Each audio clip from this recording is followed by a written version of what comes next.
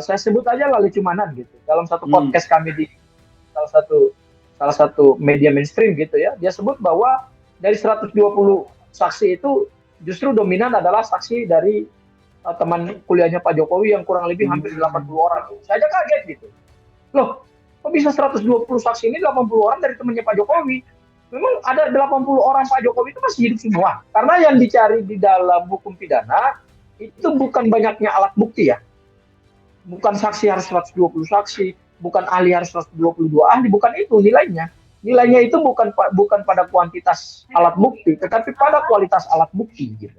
Satu-satunya ijazah di dunia yang menimbulkan kegaduhan di satu negara cuma Pak Jokowi.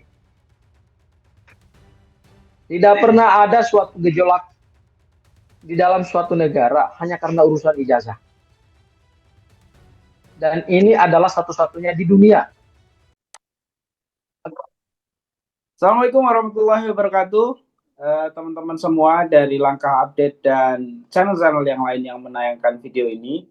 Kembali lagi kita akan wawancara dengan pengacara Roy Suryo CS, yaitu Bang Abdul Ghafur Sangaji. Kita akan membahas tentang P19 yang dikembalikan kepada berkas yang dikembalikan kepada Polda Metro Jaya untuk dilengkapi. Dan kemudian kelanjutan soal kasus dugaan ijazah palsu yang dilakukan oleh Pak Jokowi. Karena ini menyita perhatian publik dan kita akan lihat ke depan akan seperti apa. Apakah akan lanjut ke pengadilan atau akan berakhir SP3 sebagaimana yang kemudian diberikan kepada DHL dan Egy Sujana. Baik, Bang Abdul Ghafur Sangaji. Apakah terdengar suara saya? Selamat sore Mas Arief. Selamat sore. Waalaikumsalam warahmatullahi wabarakatuh. Bang Abdul Ghafur, kan berkasnya dikembalikan ke Polda Metro Jaya. Nah, pengembalian berkas ini berapa jangka waktu harus dikembalikan ke kejaksaan dan kira-kira kelanjutannya akan seperti apa? Apakah akan P21 dan masuk ke pengadilan atau ada dinamika kemarin yaitu pengajuan SP3 dan akan berakhir begitu saja, Bang Abdul Ghafur, silakan. Ya, terima kasih Mas Arief atas waktunya ya. Ini kita podcast di bulan suci Ramadan. Betul. Oleh karena jawab pertanyaannya Mas Arief, saya ingin mengucapkan selamat menjalankan ibadah puasa kepada para pemirsa yang menonton podcast kita ini. Selamat menjalankan ibadah puasa. Kalau kita diputarnya sudah selesai berbuka puasa, berarti selamat berbuka puasa.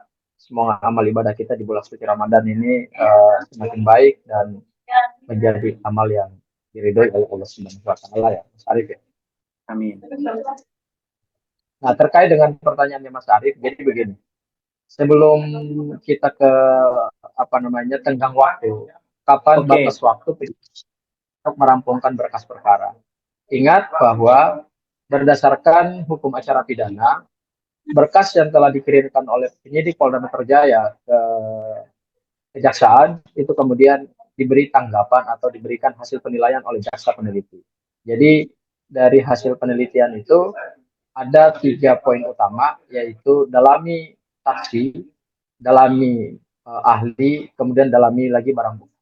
Nah, ini kalau 3 instrumen yang atau 3 petunjuk yang diberikan oleh jaksa penuntut umum ini sebetulnya kita sebut sebagai petunjuk terhadap pendalaman alat bukti. Ya, jadi 19 itu artinya berkas perkara dikembalikan dengan petunjuk untuk didalami, ya. Dan berdasarkan pasal 235 KUHP yang baru, 3 petunjuk ini sebetulnya masuk dalam kualifikasi apa yang kita sebut dengan alat bukti. Di pasal 235 KUHP alat bukti itu kan dibagi jadi 8. Kalau dahulu di pasal 184 KUHP yang lama itu alat bukti hanya 5, yaitu keterangan saksi, ahli, kemudian surat petunjuk, keterangan terdakwa, ya.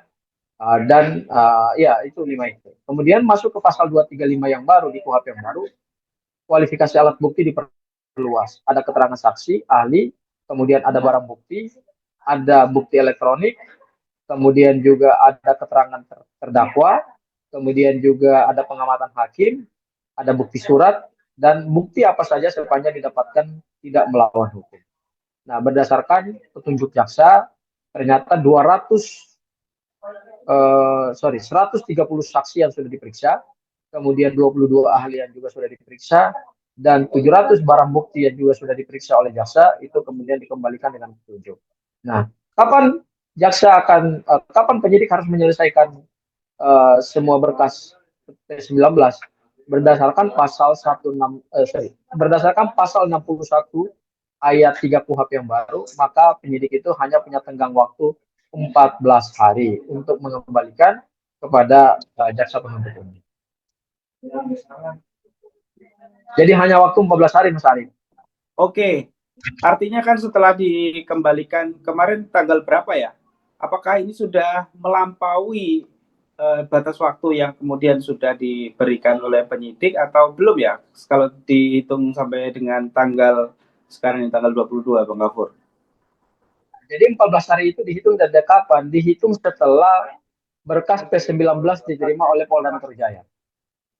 Oke. Ya, tinggal menghitung tanggal berapa Polda Metro Jaya menerima berkas perkara P19 dari penuntut umum gitu.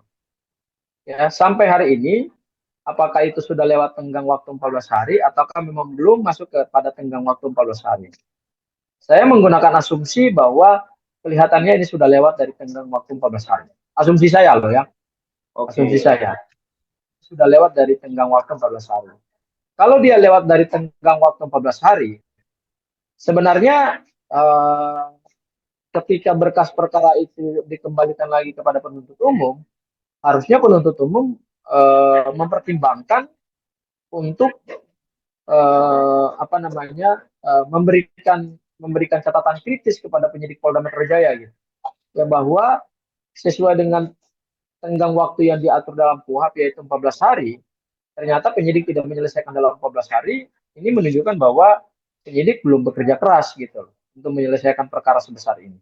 Jadi memang dari awal kami selaku tim kuasa hukum melihat bahwa memang Polda Metro Jaya itu pada saat menetapkan tersangka 8 orang kemudian sudah keluar 2, sisa 6, itu tidak didasarkan pada bukti-bukti yang cukup kuat gitu loh Mas Arief. Oke. Buktinya baik dari keterangan saksi, kemudian ahli, kemudian barang bukti, kemudian surat, itu ternyata belum terlalu memberikan keyakinan kepada jaksa, sehingga jaksa tidak berani untuk mempeduasatukan perkara gitu. Ya, kenapa jaksa tidak mau mempeduasatukan berkas perkara yang belum memberikan keyakinan? Karena ingat, jaksa itu diberikan kewenangan oleh undang-undang ketika nanti berkas dilimpah ke penuntut umum, termasuk juga tersangka dan barang buktinya, itu tanggung jawab penanganan perkara ini serta-merta beralih kepada jaksa penuntut umum. Di dalam KUHP ya, KUHP yang baru, jaksa itu sekarang posisinya sebagai dominus litis, yaitu pengendali perkara. Jadi pengendali perkara dalam perkara pidana berdasarkan KUHP yang baru itu adalah jaksa penuntut umum. Makanya kenapa jaksa mengembalikan berkas perkara RRT yang di dalamnya ada Mas Roy, ya kan, kepada penyidik Polda Metro Jaya ya karena mereka belum yakin terhadap bukti-bukti, belum yakin terhadap mungkin juga analisa yuridis dari penyidik Polda Metro Jaya, belum yakin juga terhadap pengenaan pasal-pasal oleh Polda Metro Jaya gitu. Mereka karena belum yakin maka kemudian mereka tidak berani untuk memp2satukan perkara. Karena begitu mereka p2satukan perkara, berarti perkara tersebut secara hukum baik dari aspek syarat formilnya ya, kemudian juga syarat materialnya, berarti perkara tersebut siap untuk dilimpahkan ke proses penuntutan gitu. Tapi karena jaksa tidak yakin, maka kemudian perkara ini belum bisa dilimpahkan ke pengadilan untuk dituntut berdasarkan hukum acara pidana. Dengan ratusan saksi, 22 ahli, dan ratusan juga barang bukti, kejaksaan masih belum yakin atas P21 ya, artinya berkas lengkap. Nah, kira-kira apa yang membuat keyakinan jaksa ini belum 100%. Padahal kalau kita lihat 2 barang bukti saja seharusnya sudah cukup untuk memenuhi syarat tersebut. Nah, ini ada ratusan, 22 ahli dan 130 saksi yang sudah diperiksa. Kok kenapa masih belum cukup untuk melakukan P21? Kira-kira kenapa Bang Abdul Ghafur Sangaji kalau kita lihat? Artinya itu karena jaksa menerapkan prinsip kehati-hatian. Jaksa menerapkan prinsip profesionalitas di dalam meneliti berkas perkara. Ya, jadi penyidik Polda Metro Jaya memang punya kewenangan untuk menetapkan tersangka, melakukan penyidikan. Penyidikan itu kan tujuannya adalah membuat perkara menjadi terang. Dengan apa? Dengan mengumpulkan bukti, baik barang bukti maupun alat bukti. Kemudian karena sudah menemukan tersangkanya, maka penyidik melimpahkan itu kepada jaksa. Nah, jaksa kan tidak bisa ujuk-ujuk langsung menerima berkas perkara dengan para tersangka begitu saja gitu. Perlu dilakukan pendalaman, perlu dilakukan penelitian, perlu dilihat uraian peristiwa pidananya seperti apa, perlu dilihat juga pengenaan pasalnya, unsur-unsur deliknya, kemudian dilihat juga terhadap alat buktinya, baik keterangan saksi, keterangan ahli, kemudian bukti surat, kemudian barang bukti, ya kan? Kemudian mereka pada saat melakukan penelitian berkas perkara itu, mereka tidak asal menilai gitu loh. Ini kan beban pembuktian kan akan ada di pundak mereka. Jadi ketika mereka sudah membawa perkara ini ke pengadilan, maka serta-merta beban pembuktian itu langsung ada di pundak mereka. Nah, ini yang mereka tidak mau kecolongan gitu. Mereka tidak mau mengambil risiko ketika suatu berkas perkara itu belum matang, belum siap. Karena gini, 120 saksi itu kan bukan jumlah yang sedikit gitu loh Mas Arief. Ya. Itu kalau saya nilai, sependek pengetahuan hukum saya dan sependek pengalaman saya di dalam bidang penegakan hukum, inilah mungkin satu-satunya perkara yang alat bukti saksinya sampai 120 saksi gitu loh Mas Arief. Ya. Dan ini juga artinya ini rekor gitu ya Pak Ghafur ya? 120 saksi itu adalah rekor. Rekor dalam penegakan hukum. Dan 22 ahli ini juga jumlahnya bukan jumlah kecil, ini kan jumlah besar gitu loh Mas Arief. Karena ini jumlah-jumlah besar, maka seharusnya pada saat pelimpahan berkas perkara dari penyidik kepada penuntut umum, seharusnya tidak perlu banyak petunjuk dari jaksa penuntut umum gitu. Kalaupun P19 itu memang hal yang lumrah dan hal yang biasa, seharusnya petunjuk itu cukup kepada satu alat bukti saja. Misalnya coba dalami kembali keterangan pelapor gitu, atau coba dalami kembali keterangan tersangka, atau coba dalami kembali keterangan dari pihak UGM, atau coba dalami kembali keterangan dari teman-temannya Pak Jokowi. Tetapi kan ini bukan hanya saksi yang diberikan petunjuk oleh jaksa, tetapi juga adalah ahli. Loh, ahli itu kan seingat saya biasanya pada saat perkara disidik di Polda Metro Jaya pada tahap penyidikan atau dimanapun pada tahap penyidikan, sebetulnya kan ahli itu kan hanya memberikan pendapat, hanya menilai peristiwa dari sisi keahliannya. Jadi buat pendalaman apa lagi gitu. Yang biasanya didalami adalah saksi, bukan ahli. Karena ahli itu akan didalami dalam proses persidangan. Jadi kalau pendalaman ada 22 ahli, berarti 22 ahli itu pada saat memberikan keterangan, berarti 22 ahli itu keterangannya belum bersesuaian juga dengan keterangan saksi-saksi yang lain gitu loh, Mas Arief. Oke. Karena yang dicari di dalam hukum pidana itu bukan banyaknya alat bukti ya. Bukan saksi harus 120 saksi, bukan ahli harus 122 ahli, bukan itu nilainya. Nilainya itu bukan pada kuantitas alat bukti, tetapi pada kualitas alat bukti gitu. Oke, ya. Jadi seberapa banyak pun kalau tidak berkualitas ya tidak akan lanjut.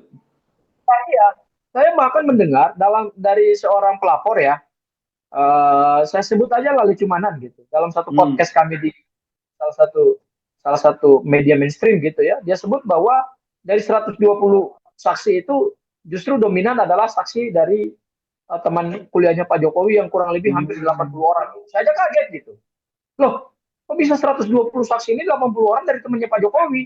Memang ada 80 orang Pak Jokowi itu masih hidup semua? Betul. Urgensinya, apa urgensinya 80 keterangan saksi dari temannya Pak Jokowi untuk membuktikan perkara ini? 3-4 orang kan sebenarnya cukup gitu loh. Ngapain sampai 80 orang? Iya, Karena iya, iya. mereka kenal Pak Jokowi, kalaupun itu mereka kenal ya. Mereka akan menceritakan mereka kuliah dengan Pak Jokowi, mereka sama-sama ikut dalam silfagama, mereka mungkin pernah ikut apa namanya tuh, naik gunung ya. Iya, katanya. Hanya kemudian mereka KKN bareng. Kan nggak perlu 80 orang untuk menjadi saksi untuk hanya menerangkan peristiwa itu. Iya, iya, iya, iya. Karena kami lihat bahwa sebenarnya dari 120 saksi ini mungkin masih banyak yang belum berkualitas. Kalau 120 saksi 80 adalah temannya Pak Joko Widodo, berarti 40 saksi adalah 40 saksi di luar temannya Pak Joko Widodo gitu. Nah, 120, 80, kemudian sisanya adalah 40. 40 itu mereka memberikan keterangan apa? Nah, ini yang masih menjadi tanda tanya kita semua. Makanya kami melihat bahwa perkara ini ya masih menimbulkan ketidakyakinan bagi jaksa penuntut umum gitu untuk segera mempersatukan berkas.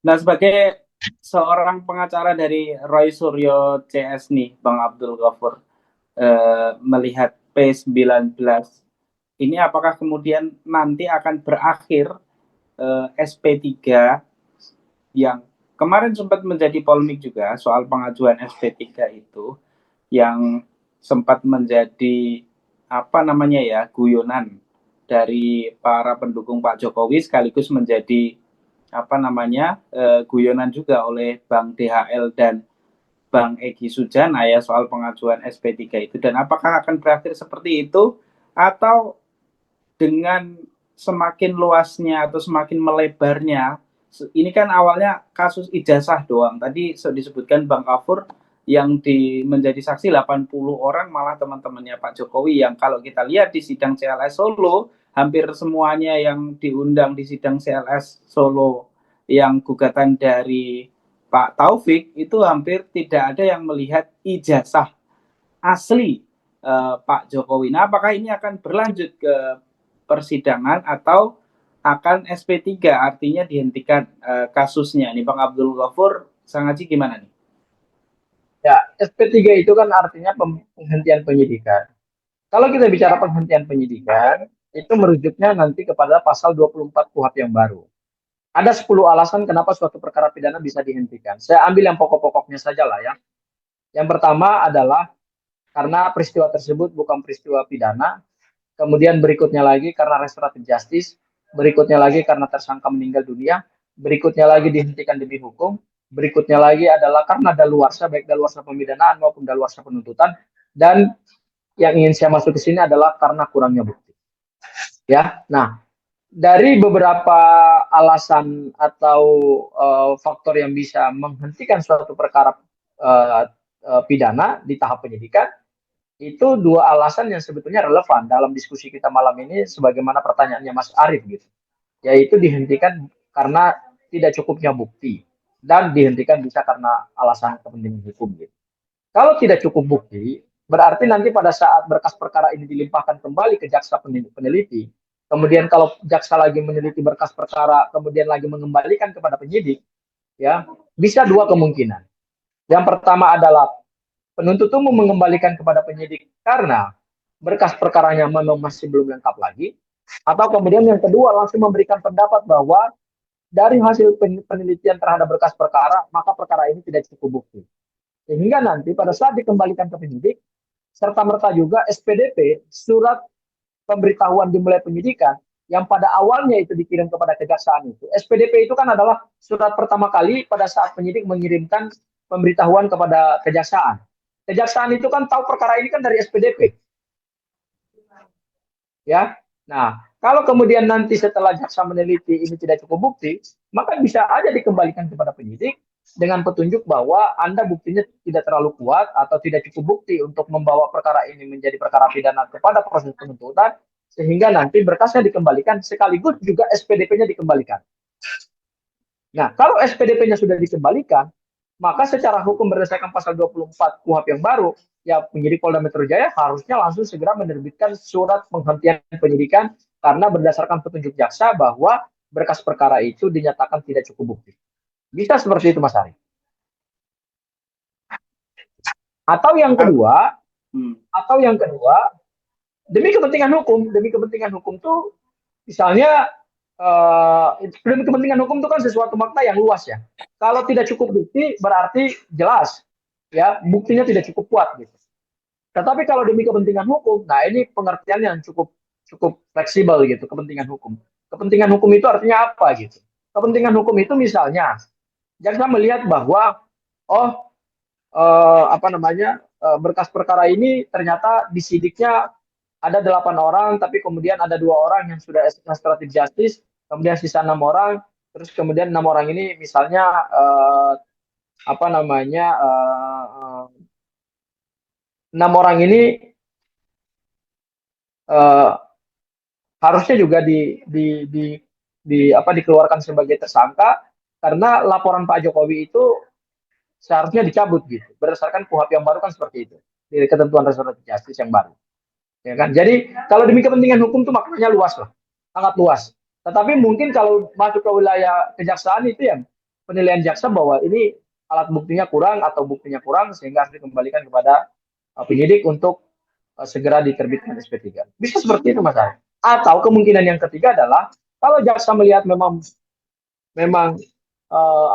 buktinya sudah cukup kuat, kemudian uraian peristiwa pidananya memang sudah cukup terang benderang, unsur-unsur deliknya juga sudah cukup kuat, maka kemungkinan yang ketiga adalah jaksa melakukan P21 terhadap berkas perkara gitu. Bisa saja. Jadi ada 3 kemungkinan yang bisa terjadi dalam peristiwa ini. Ya, artinya ada kemungkinan SP3, ada kemungkinan lanjut, dan ada kemungkinan demi kepentingan hukum, kan gitu ya tadi. Kalau seandainya kita ambil kemungkinan yang kemudian P21 dan perkara lanjut. Nah, prosesnya seperti apa nanti Bang Abdul Ghafur ketika kemudian perkara ini lanjut P21 untuk 2 klaster. Ini kan klasternya berbeda, ada klaster RRK dan klaster RRT. Nah, berkenaan dengan pasal-pasal yang kemudian kemarin menjadi 2 klaster yang berbeda juga soal pasal-pasalnya. Gimana Bang Abdul Ghafur, silakan. Ya, kalau ini perkara di P21 kan, berarti simpelnya P21 itu adalah perkara siap untuk dilimpahkan ke pengadilan. Sesimpel itu pengertian dari P21. Ya, jadi mungkin saya mau memberikan sedikit edukasi lah ya kepada kita semua, mengingatkan kita bahwa kalau istilah P itu adalah kode surat administrasi kejaksaan. Jadi kalau dalam pedoman penanganan perkara pidana, kode P itu adalah administrasi pidana kejaksaan. P itu ada P1 sampai P53. Ya, ada P1 sampai P53. Nah, P21 itu artinya adalah berkas perkara setelah diteliti dinyatakan lengkap. Nanti kemudian kalau sudah dinyatakan lengkap, berarti akan dilakukan tahap 2 namanya. Tahap 2 itu adalah pelimpahan tersangka bersama barang bukti. Kapan? Nah, itu nanti jadwalnya ditentukan oleh jaksa penuntut umum bersama dengan penyidik Polda Metro Jaya. Nah, nanti dilakukan tahap 2 itu pada saat sudah diserahkan, kemudian langsung itu berkas diterima oleh penuntut umum dan penuntut umum segera membuat surat dakwaan atau P29. P29 itu kan surat dakwaan. Nah, kalau sudah buat surat dakwaan, kemudian nanti akan dilimpahkan ke pengadilan, sudah bertarung di dalam proses pengadilan gitu. Berkenaan dengan pasal-pasal yang kemudian kan ada 2 klaster itu. Nah, kira-kira prosesnya seperti apa nanti ketika seandainya kemudian ini berkasnya lengkap dan kemudian akhirnya diterima dan kemudian sampailah kemudian di pengadilan. Kira-kira dalam 2 klaster ini apakah ada perbedaan atau ada perlakuan yang sama saja nanti untuk kedua klaster ini, Bang Abdul Ghafur? Sebenarnya saya jujur aja, saya belum optimis bahwa ini akan naik ke P21. Saya belum optimis. Saya masih melihat bahwa bukti-bukti tidak cukup kuat gitu. Ya, saya melihat ini perkara sebetulnya angan-angan teman-teman dari kubu sebelah untuk segera disidangkan perkara ini, saya melihat justru masih jauh lah perjalanan untuk sampai ke gerbang pengadilan gitu. Saya nggak Oke. optimis, saya nggak optimis akan P21. Yang saya sampaikan itu kan baru kemungkinan kan, itu kan Iya, aku analisa. juga mengasumsikan demikian. Tetapi kalau Mas Arief tanya Pak, analisa saya apakah ini akan P21, saya belum yakin ini akan segera P21. Oke. Kenapa saya? Karena bisa saja jaksa kemudian memberikan penilaian terhadap hasil perbaikan berkas perkara setelah P19 itu bisa saja masih banyak kekurangan. Ya, saya mendengar bahwa ada beberapa saksi yang konon katanya akan dipanggil kembali ya minggu-minggu depan gitu. Oke. Ya. Ada beberapa saksi, ada beberapa ahli yang kemudian dan ingat loh Mas Arief, kami ini juga masih menghadirkan beberapa alat bukti baru seperti ahli, kami masih menambah ahli, kami masih menambah saksi gitu. Ya kan? Dan bisa saja berdasarkan ahli-ahli yang kami hadirkan itu kemudian bisa memberikan terhadap ahli-ahli yang dihadirkan oleh jaksa penuntut oleh penyidik gitu. Sehingga nanti melihat bahwa oh berdasarkan pendapat ahli dari tersangka, oh ini bukan tindak pidana nanti. Betul. Ya kan? Oh ini hasil penelitian ilmiah, ngapain kita kriminalisasi? Ngapain kita jadikan ini sebagai satu bentuk kejahatan gitu? Ini kan pembungkaman terhadap suara-suara intelektual. Ya, bisa saja. Jadi saya nggak optimis bahwa ini perkara akan P21 dan kita akan segera sidang. Enggak, jauh, masih jauh. Oke. Saya melihat bahwa dalam waktu dekat bisa saja jaksa akan mengembalikan lagi. Dan kalau mengembalikan lagi untuk kedua kali, seharusnya perkara udah ditutup aja gitu. Oke. Kuat gitu Mas Ari. Menarik. Dan ini ketika pengembalian berkas yang pertama saja ini menunjukkan bahwa memang tadi disebutkan Bang Abdul Ghafur, memang jaksa sendiri juga belum berani, belum yakin terhadap penyidikan yang dilakukan ya, meskipun barang bukti, saksi dan ahlinya juga sangat banyak sekali ya. Nah, Bang Abdul Ghafur sendiri ketika secara pribadi ya melihat kasus ini, kan ini bermula dari satu lembar ijazah saja, dan Bang Abdul Ghafur itu sudah melihatnya pada saat gelar perkara khusus di Polda Metro Jaya, dan sekarang kan semakin berkembang luas ya. Bang Abdul Ghafur juga selain pengacara Roy Suryo CS, kan saya lihat juga menjadi pengacara Bang Bonatua Silalahi ketika sidang di KIP, Komisi Informasi Pusat. Ini semakin berkembangnya, ini semakin luas ya, dan hari ini sudah mendapatkan salinan ijazahnya ya, baik dari KPU Pusat maupun KPU DKI Jakarta. Nah, kira-kira dengan melihat fakta-fakta ijazah ini, Bang Abdul Ghafur semakin meyakini bahwa ini dugaannya palsu atau ini justru membuat kalau ijazah yang di-upload di Sandi itu kan berkacamata, yang di KPU berkacamata, yang ditunjukkan di Polda Metro Jaya itu juga berkacamata.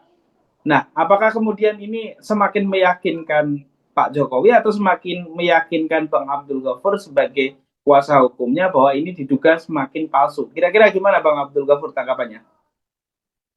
Ya, pertama Mas Arief ya, perlu kita catat bersama, kita underline. Satu-satunya ijazah di dunia yang menimbulkan kegaduhan di satu negara cuma Pak Jokowi. Tidak pernah ada suatu gejolak di dalam suatu negara hanya karena urusan ijazah. Dan ini adalah satu-satunya di dunia. Ya. Mungkin juga di dunia ya Bang Ghafur ya.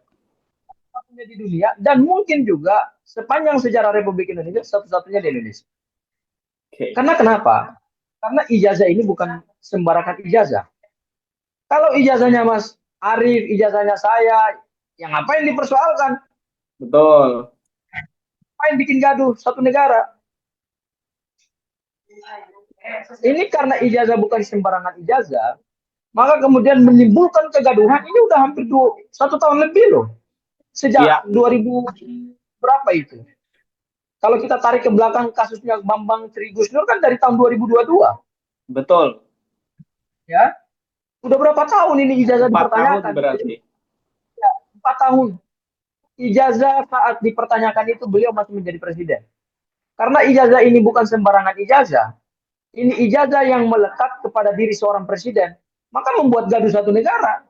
Ditambah lagi ketidakjujuran sang pemilik ijazah. Ketidakterbukaan sama ijazah untuk memberikan klarifikasi kepada publik.